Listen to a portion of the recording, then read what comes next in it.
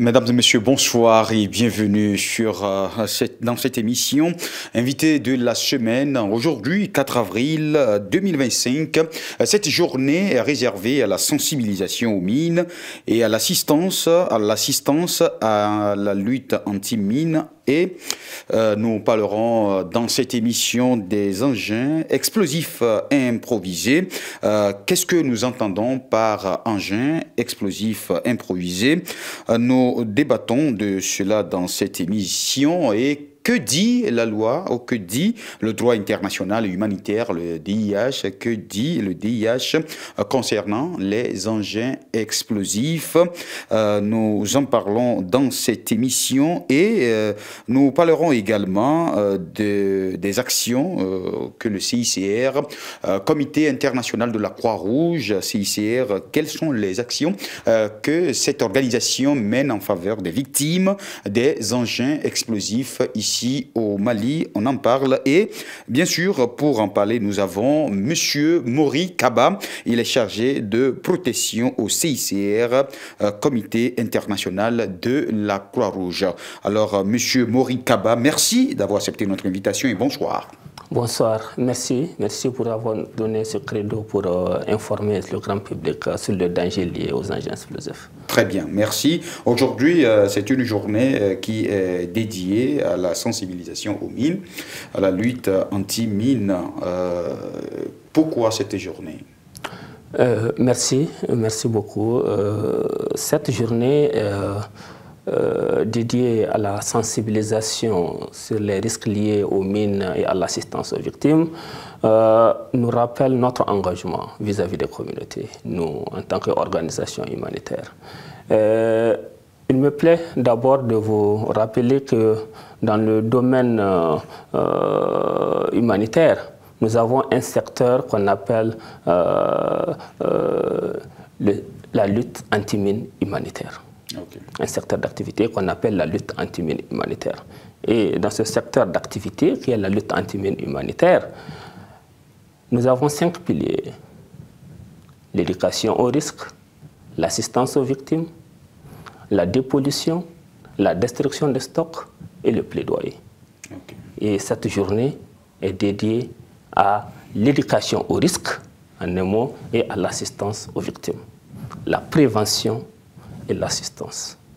Donc, c'est l'occasion pour rappeler aux uns et aux autres le danger qui les guette, de mettre un accent particulier sur la nécessité de sensibiliser les communautés à risque et aussi d'accentuer le dialogue avec les acteurs armés. Très bien, nous entendons souvent parler des engins explosifs improvisés, on en entend souvent parler, mais aujourd'hui nous aurons une compréhension beaucoup plus approfondie de cette expression. Qu'est-ce que nous entendons par là, ou bien qu'entendons-nous par engin explosif improvisé?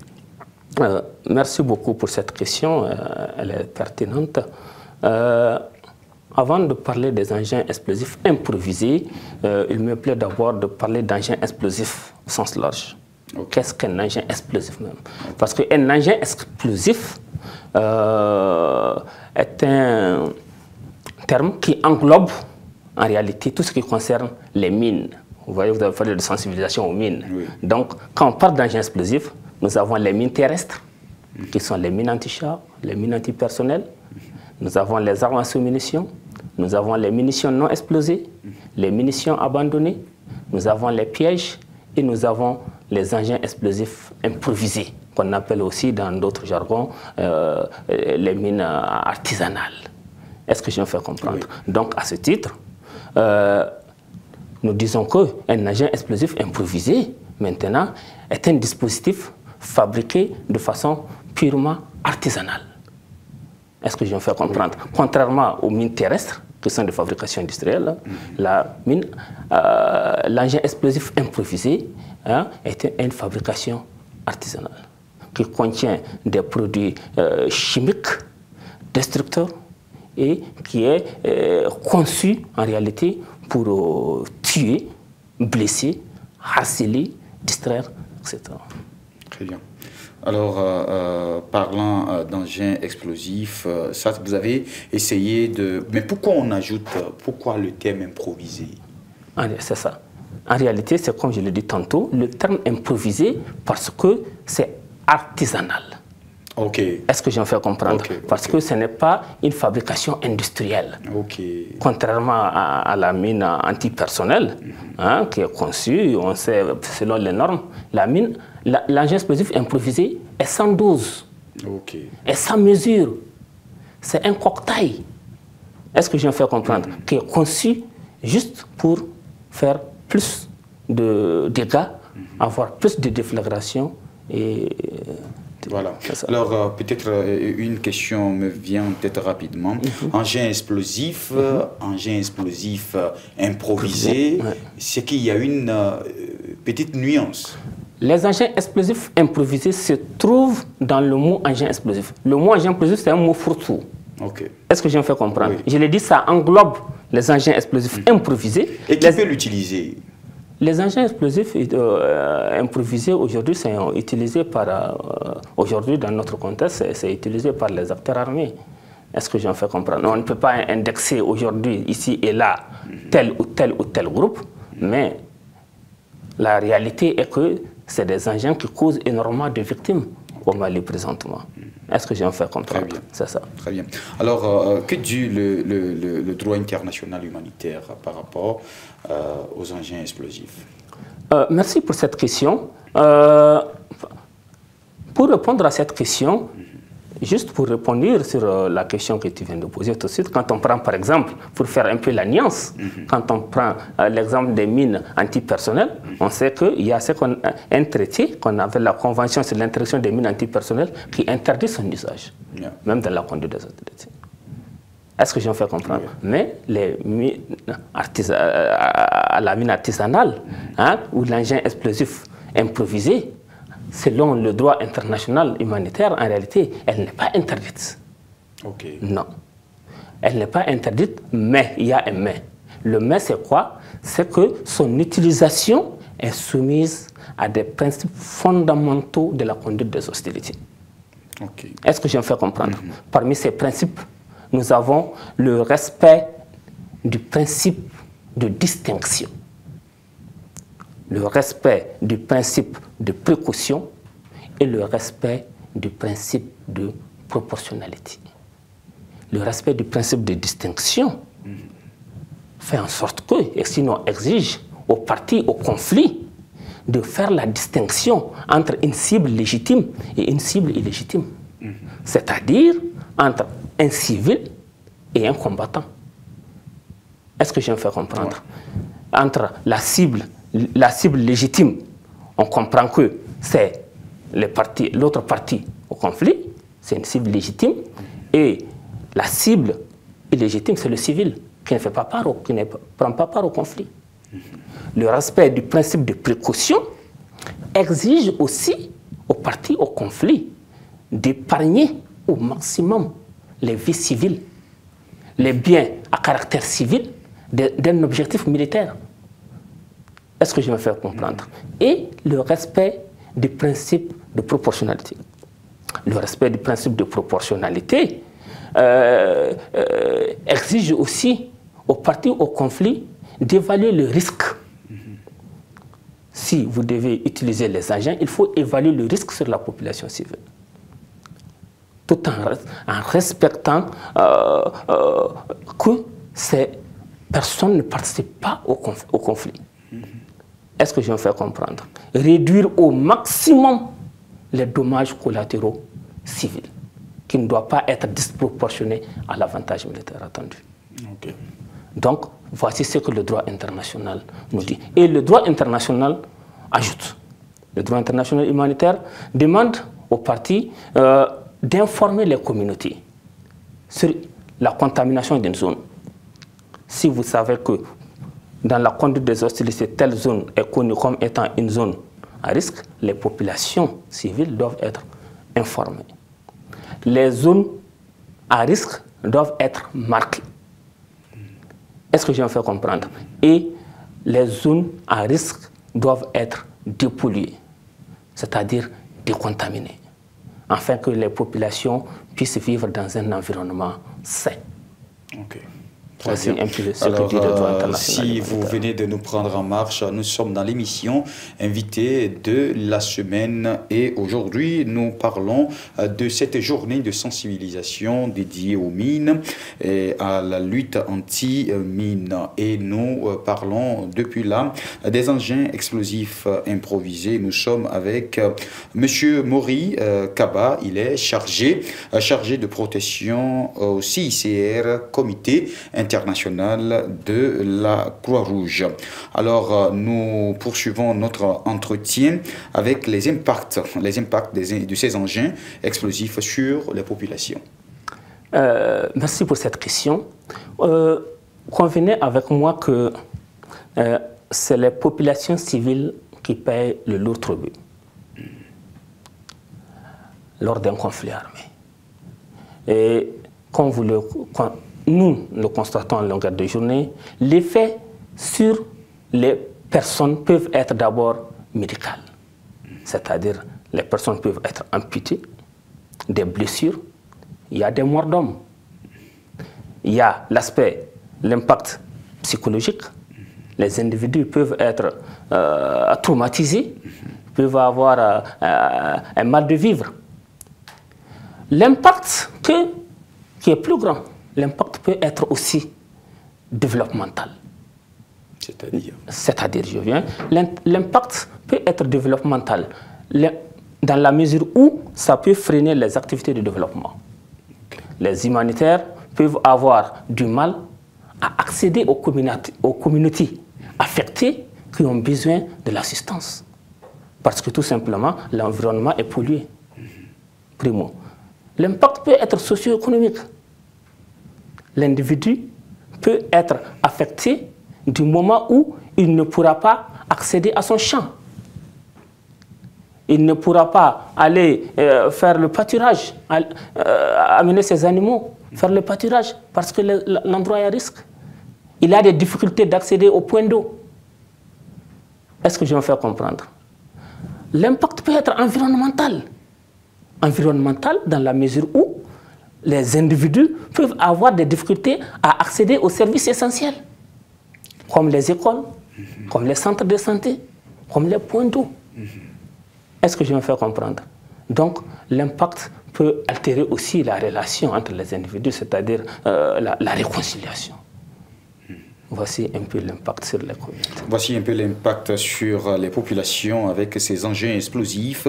Et certainement que vous, en tant que comité international de la Croix-Rouge, vous avez déjà par le passé et même à présent mené des actions en faveur de ces victimes des engins explosifs.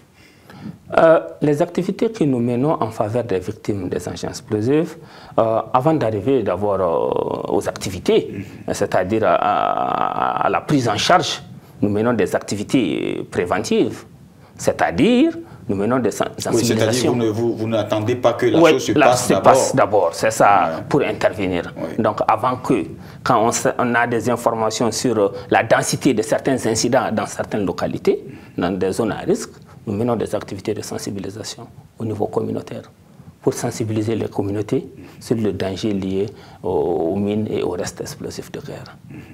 Voici les bons comportements, voici les bons comportements. Attention, ne faites pas ceci, ne faites pas cela, cela peut vous mettre à risque. Est-ce que vous pensez que vous êtes souvent écouté? Oui. Est-ce que vos conseils ont des impacts directs sur ces populations? Tout à fait. Nous constatons à longueur de journée que nous sommes écoutés parce que ça sauve des vies. Quand on te dit fais attention pour ne pas tomber dans un accident, je pense que c'est toujours bien accueilli. Les communautés accueillent très bien nos messages et nous pensons que l'impact est grand. Et en marge des activités préventives, nous menons aussi des activités d'assistance aux victimes. Entre autres, la prise en charge médicale d'urgence. Quand il y a un incident, la première des choses, il faut une prise en charge. Nous soutenons des structures de santé pour la prise en charge médicale des victimes, en termes de chirurgie, tout ce qui va avec. Nous faisons une prise en charge en réadaptation physique et nous soutenons aussi des centres comme par exemple le Centre national d'appareillage orthopédique du Mali. Et aussi au niveau régional, nous avons aussi certains centres.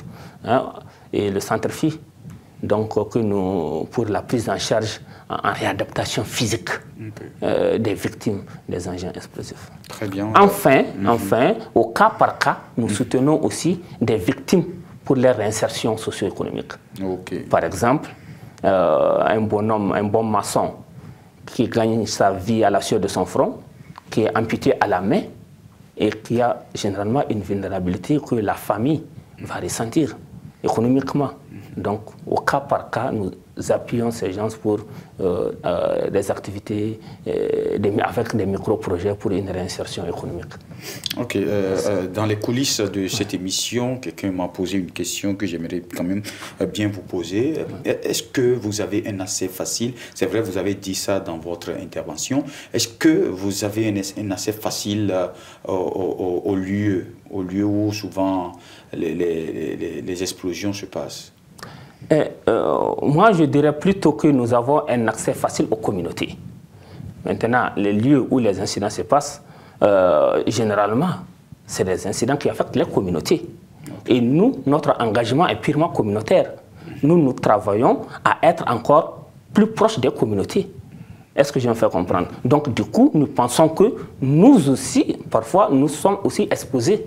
C'est ce qui nous fait dire que parfois nous pouvons être aussi exposés, nous en tant qu'agents, comme ces communautés-là.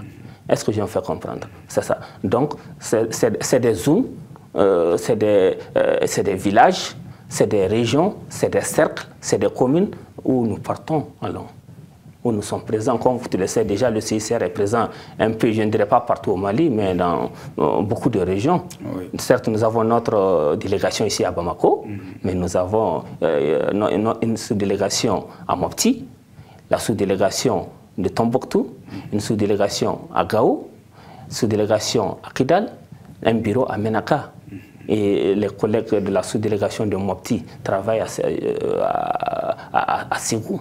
Donc vous voyez un peu qu'en termes de positionnement, on est bien ancré et on travaille aussi chaque jour. Le personnel travaille chaque fois à être encore plus proche des communautés. Alors, je crois que nous tirons vers la fin de cet entretien et naturellement, il y a des gens qui nous écoutent, surtout d'autres organisations et même les gouvernants qui nous écoutent. Et vous avez forcément un appel à sensibilisation. Oui. L'appel de sensibilisation ne peut être autre que rappeler les messages clés. Mais avant de rappeler ces messages clés de sensibilisation, comme tu l'as si bien dit, il me plaît quand même ici et là de remercier un peu les hautes autorités, comme tu l'as si bien dit. Quand on travaille dans une localité, il faut quand même rendre ce mérite aux autorités, parce que nous travaillons en étroite collaboration avec les autorités actuelles. Et il me plaît aussi de saluer ici notre partenaire naturel et privilégié, qui est la Croix-Rouge malienne. Dans toutes nos actions, partout où nous irons, nous sommes ensemble. Est-ce que je me fais comprendre? Donc, même présentement, sur cette thématique, on est en train de renforcer les capacités de certains volontaires à pouvoir mener ces sensibilisations auprès de leurs pairs. Donc nous sommes en train d'autonomiser la Croix-Rouge malienne via cette thématique. Maintenant, le message de la fin, c'est notre environnement n'est plus comme tel. Cette journée est dédiée à la sensibilisation. Nous encourageons les populations civiles, nous encourageons les communautés à faire extrêmement attention. Si vous tombez sur un objet suspect, si vous tombez sur un objet inconnu, ne touchez pas, ne prenez pas, ne jouez pas avec, ne manipulez pas, parce que c'est des objets extrêmement instables et qui peuvent exploser au moindre contact. Ne les touchez pas. Retournez sur vos pas et dans vos pas et informez qui de droit dans votre localité, de là où vous vivez. Voici le message que je m'en vais véhiculer. Très bien, merci beaucoup. Je rappelle que vous êtes chargé de protection au CICR, Comité international de la Croix-Rouge. C'était un plaisir de vous avoir sur ce plateau. Et si vous avez un mot de la fin. Le plaisir est partagé, juste des remerciements. Merci pour ce credo. Très bien, merci. Alors, mesdames et messieurs, cette émission s'achève ainsi. Merci à vous de l'avoir suivi. Très bonne suite de nos programmes sur Alafia TV. On se retrouve pour une nouvelle émission, une nouvelle édition très prochainement. Alors, d'ici là, prenez soin de vous, mais restez, sachez que c'est Dieu qui demeure fort en toutes choses et en tout temps.